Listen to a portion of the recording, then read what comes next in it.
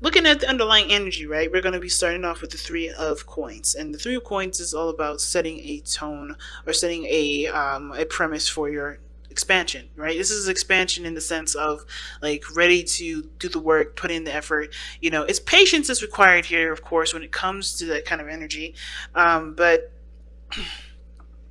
because of course you're waiting for whatever you've been manifesting to come in. You've been putting in the work, but I feel like as well, right? This is you guys, you know, considering. Oh, excuse me. No, that's not the Three of Wands. I'm sorry. It's the Three of Pentacles.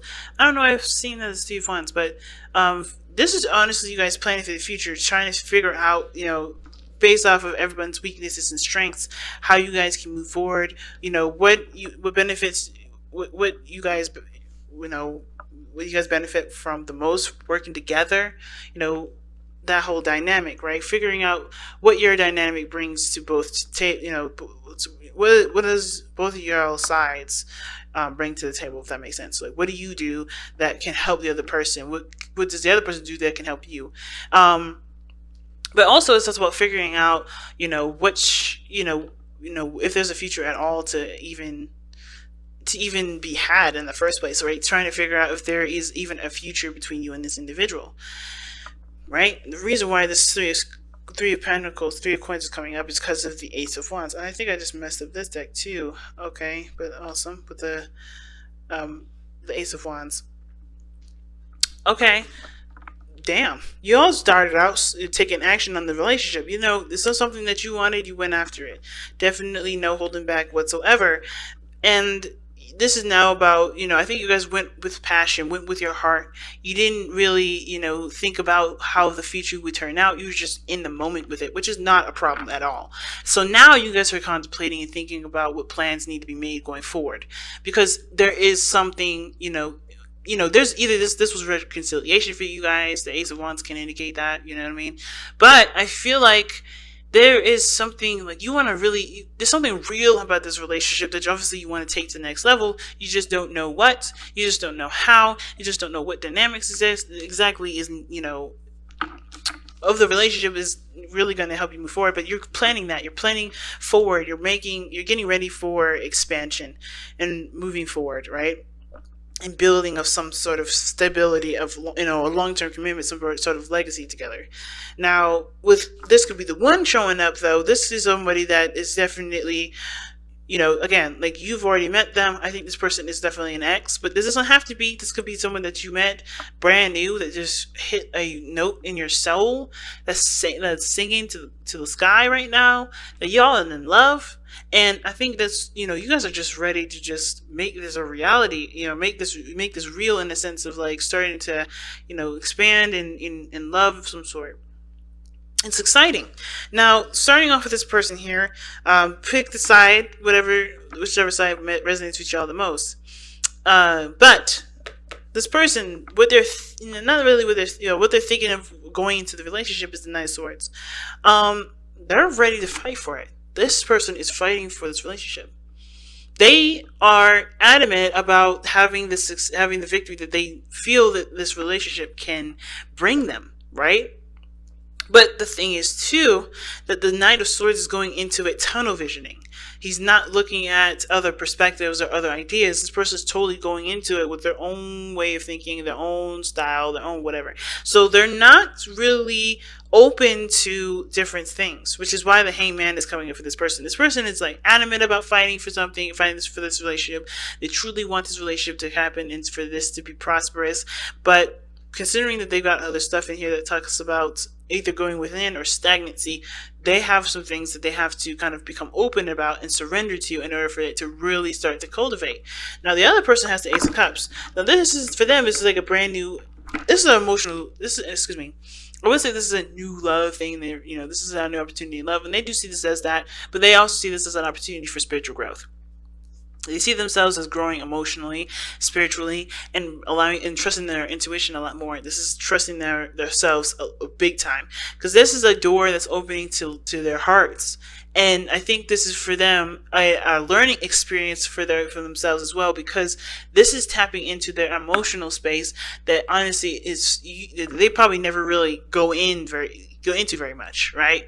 This is someone that's very, very, probably very focused on other things, but not their emotions. So this is an opportunity to truly delve into their feels, to truly, figure out their ins and outs of what they, of their hearts, and ultimately too going after what they want. Now, what's interesting though is that how they present themselves is the Nine of Swords. They look like they're constantly under stress. They look like they're constantly like in under some serious pressure. Like they seem like they're, they're full of anxieties. They have tons of anxiety right now, and it's not because the situation is bad, because the situation actually looks pretty good. It's because they have they're not seeing the situation externally. Okay, I see why I was thinking the Three of Wands, because the Three of Wands is actually right here. Okay, but anyway, I knew that I'm like, why am I talking about the Three of Wands and it's not even in this reading? It is in this reading, but anyway. But this person is coming from a place of anxieties and stress and doubts and worries and all this and fears, right? They're coming from a place of not really empowering energy. So of course, right, this is allowing them to have faith in this is a spiritual growth process for them, because this is about believing in themselves, trusting in themselves, and being okay with going along with it, with how they feel, and trusting that they can accomplish the things that they want to accomplish, despite the noise and the craziness that their mind will come up with that isn't really true. Because the Nine of Swords is about, it's all the stress and stuff that's accumulated and that's come up in the mind, right? This is coming from the mind, and it's not actually coming from the physical situation at this moment. Because if that was the case, this person wouldn't have their eyes covered, as you see, right? This person is actually holding their children, it looks like, holding their children and looking out at the darkness of the swords. So, it's interesting with this deck, because this person actually is seeing the situation outside, but they're looking towards the darkness, right?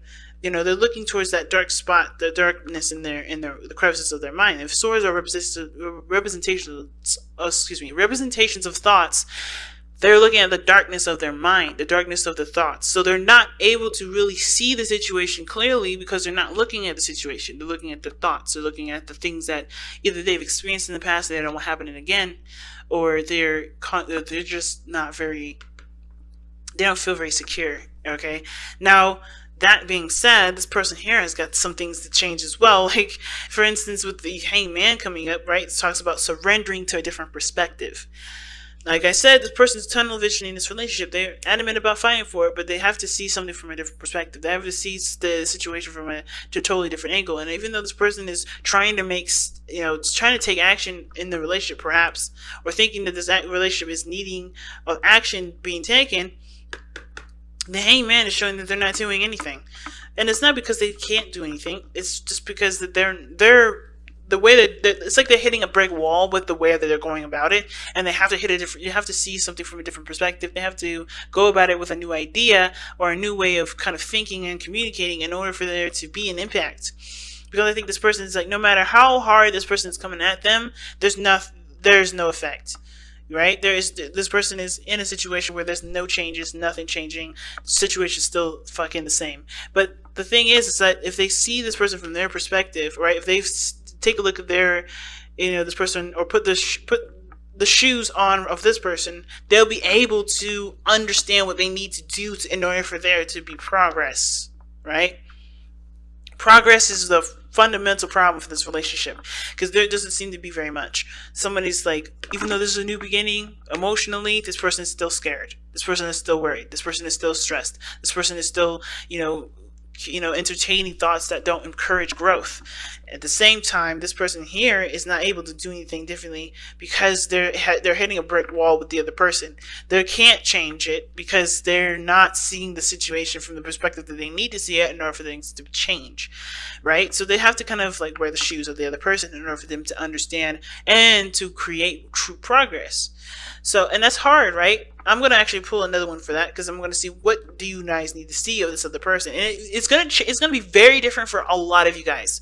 It's not going to be the same for everybody, but it does help to kind of get some sort of ideas of what area or what perspective do you need to surrender to, or is it surrendering personally, like surrendering altogether, like not taking action whatsoever, just allowing the other person to do their thing, and you just kind of be open to it, because it may be that the situation is not calling you for you to do anything. It is you, actually, this person or whoever. I say you, I mean I'm talking to the other person, whoever identifies with this person may be so adamant about getting something that they don't realize that they need to not do that. They may need to just chill, take a step back, not do anything, and actually just be open to things coming in, open to love coming in.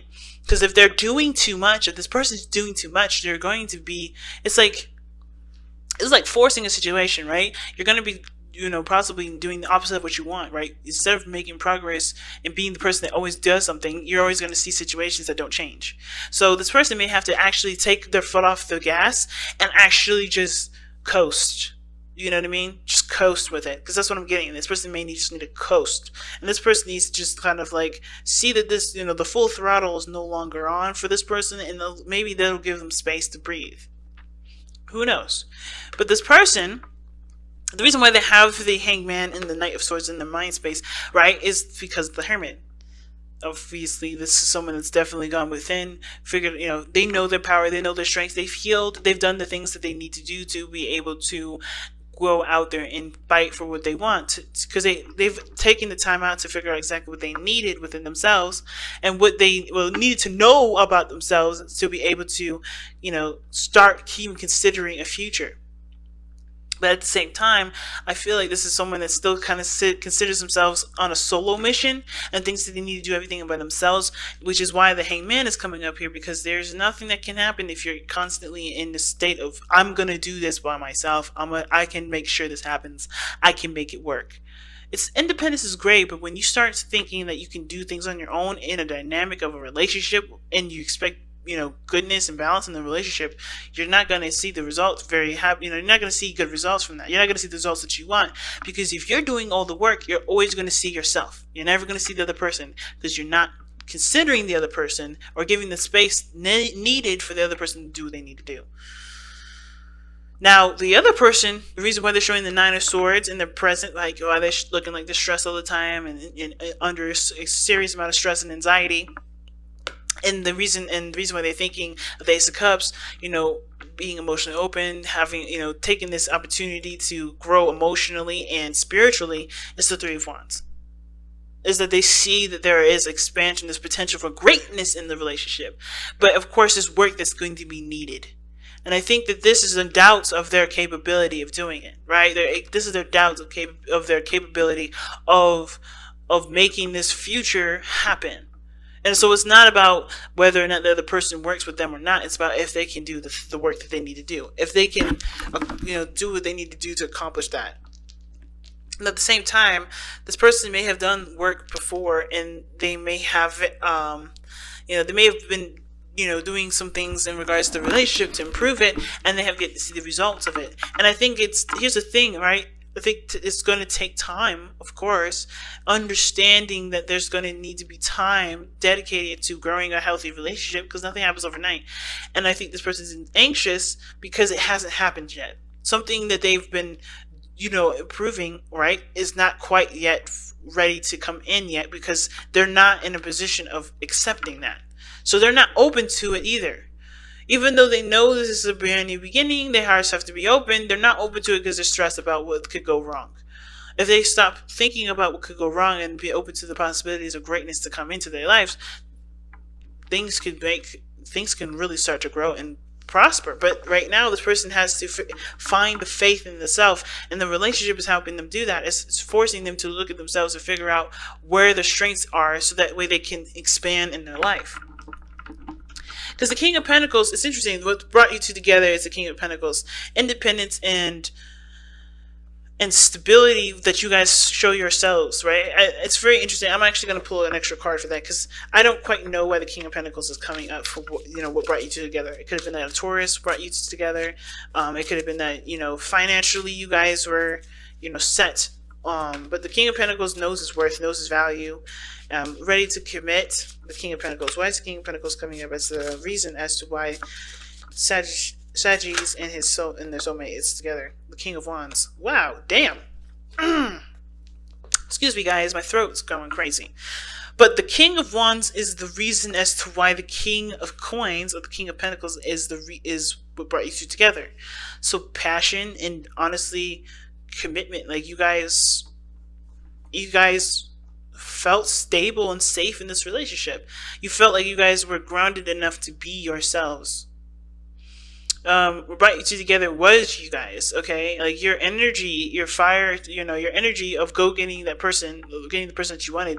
That's on you. Like the reason why you guys are together is because this was what you wanted. You knew your value, you knew your worth, and you went and got it.